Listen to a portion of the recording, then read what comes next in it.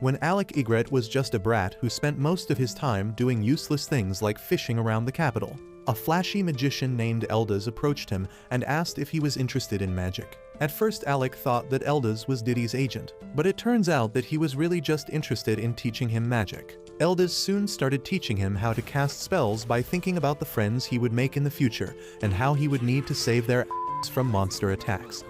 Thanks to his trauma-heavy teaching methods, Alec managed to learn magic quickly. Even then, he was disappointed that it took him a whole day to learn a single spell, and he didn't even listen to Eldaz mumbling that it takes normal people a month to learn that spell. Alec eagerly asked Eldaz to teach him another spell, but he told the overeager boy that one spell was enough for the day. Alec was not satisfied by that, but Eldaz remained firm on his decision, and they decided to waste the rest of their time by fishing. Alec kept pouting like a bitch the entire time, but then Eldaz stoked his ego by telling him that he had great talent for magic. He told Alec that even without his lessons, he would become a great magician in the future, and asked him to leave it to fate. Alec was shocked to hear this, and he asks Eldaz why was he teaching him magic in the first place. Before he could give an answer, a fish got caught in his line and Eldaz panicked because he had never caught a fish before. Alec laughed at him before helping him out, saying that a magician as skilled as him should know how to catch fish. Anyway, their life as a student and teacher continued as time passed, and Eldaz taught Alec a lot about magic. But then one day, Eldaz suddenly announced that he was leaving the capital. Alec was devastated by this news because that meant he would never meet his teacher again. But Eldaz had a final piece of advice for him. He told Alec that if he ever got the chance to become a court magician in the future, he should refuse to take the role. Alec couldn't understand what he meant by that and asked Eldaz why did he even teach him magic in the first place. Eldaz shed his gloomy expression for a moment as he talked about Alec's late mother, who did him a great favor when she was alive, and he was just trying to repay her son by teaching him.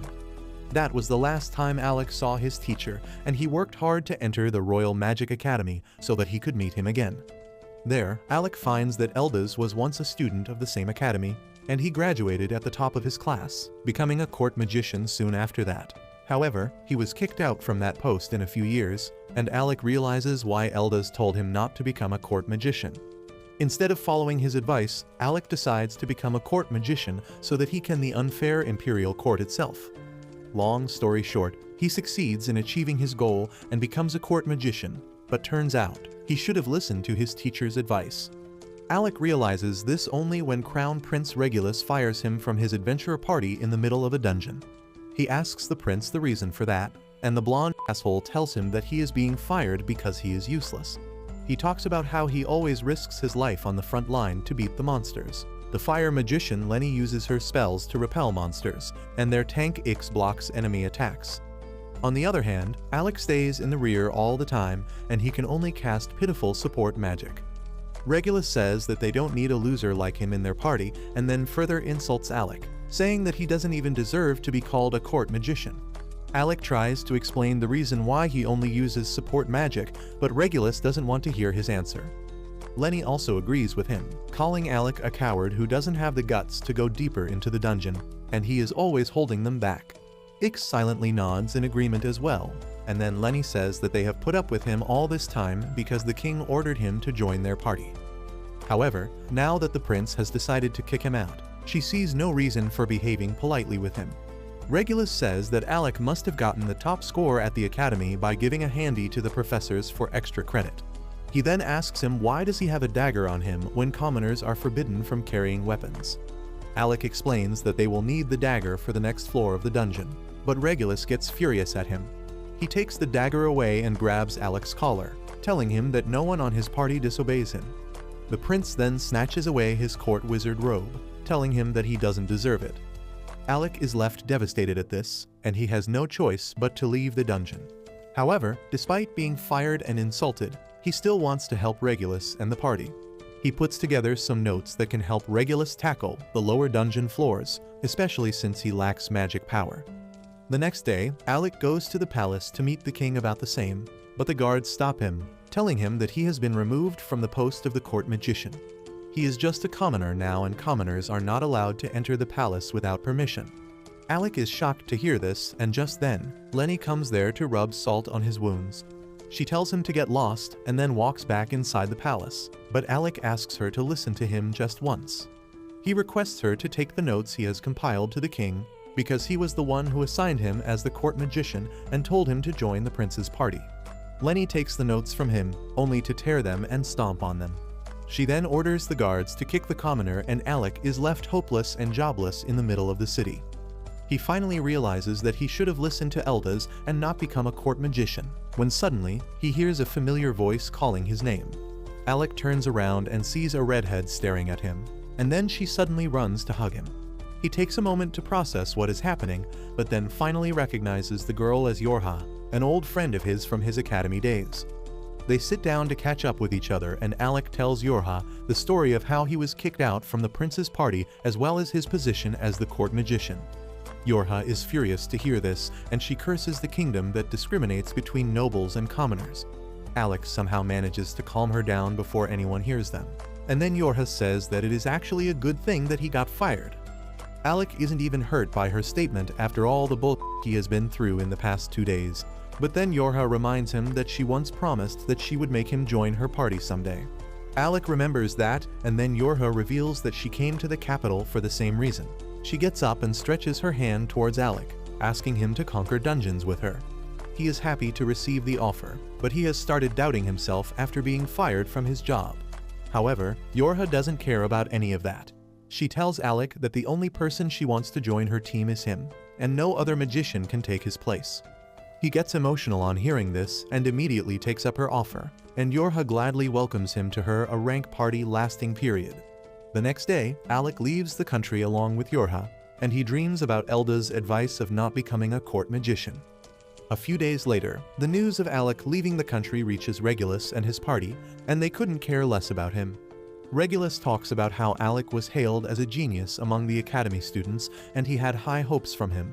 He thinks that they wasted their time because of him, but Lenny says that they don't need to worry about that now because soon a pure-blooded noble will join their party and they will become much more powerful. Meanwhile, Alec and Yorha reach Fizzle, the city of dungeons. Yorha tells him about how this city is the base of a lot of adventurers since it doesn't discriminate between the nobles and commoners. She is eager to get Alec registered as an adventurer quickly, but once they reach the guild, they are in for a shock. The receptionist tells Alec that he can't be registered with Yorha's party because they go beyond floor 30 of the dungeon, and he needs to be a member of the guild for 2 years before he can be allowed to join them. Yorha throws a tantrum on hearing this and asks the receptionist to make an exception for Alec, but she refuses. Yorha asks if her friend Kraja didn't approach her about this matter, and the receptionist affirms that Kraja came here and threatened them to let Alec join. However, the receptionists deal with nutjobs like her every day, so they didn't even budge. Alec and Yorha return empty-handed from the guild and take a break at a public park. As they eat lunch, Yorha tells Alec that they have reached floor 52 of the dungeon, and they can't wait 2 years for him to join their party. However, she is not one to lose hope and decides that if they can't go to dungeons deeper than floor 30, they will go to the shallower dungeons as warm-up. Alec is on board with that idea, and they immediately go to a low-level dungeon with insect monsters. Yorha uses her reinforcement magic to boost Alec's speed and darts around her, taking down the monsters with ease. However, things get serious when Yorha notices that the number of the bugs is not decreasing and they seem to be getting stronger. Alec agrees with her, pointing out that there must be something wrong in the nest that is forcing the monsters to act like this, but it is still under their control. As they keep fighting against the monsters, Yorha activates her shield and begins charging ahead to find their nest. Alec tells her that she is taking a big risk by doing that, but she tells him that this much is nothing. She says that he seems to have lost his edge, because if was the Alec of the past, monsters of this level would be nothing for him. She asks him to trust her and become his real self once again. Alec realizes that Yorha is speaking the truth, and he just needs to regain his confidence to get them out of this situation. He remembers Elda's lesson about how he will need to save his friends from danger, and using that as motivation, he decides to get on the offensive. Alec quickly takes down some monsters with fireballs and then defeats the rest with his dagger. However, a huge swarm of monsters surrounds them after that, but Yorha is not worried about them any longer. She casts a barrier around them, giving Alec the prep time to cast a powerful wide-area spell that instantly disintegrates all the bugs. Once everything seems calmed down, Yorha pats him on the back, telling him that he has still got it. Just then, the ground beneath them starts rattling and a gigantic earthworm comes out of it. It attacks Yorha, almost swallowing her. Alec tells her that he will save her and she just needs to activate her shield.